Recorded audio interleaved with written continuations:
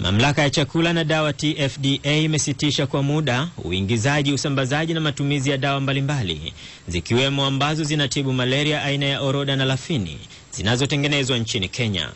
Mkurugenzi mkuu wa mamlaka hiyo Bwana Hiito Silo amesema uamuzi huo umefuatia baada ya kubainika kuwepo kwa dawa bandia katika maduka mbalimbali yanayouza dawa nchini. Amesema msako uliofanywa na mamlaka hiyo katika mikoa 13 umegundua kuwepo kwa dawa bandia za malaria ambazo kwa kiasi kikubwa zinafanana na ile ambayo imesajiliwa na ni vigumu kwa watumiaji kuigundua. Katika hatua nyingine, mamlaka hiyo imewataka wakaguzi wote walio wilayani na mikoani kufanya ukaguzi mara kwa mara ili kubaini kuwepo kwa dawa bandia, na imewataka waagizaji, wasambazaji na wauzaji kutunza nyaraka zinazohusu dawa. Aidha, imewataka wakaguzi hao kuwachukulia hatua za kisheria, ikiwa ni pamoja na kuwafutia vibali watakaobainika wakiuza dawa ambazo hazina risiti halali.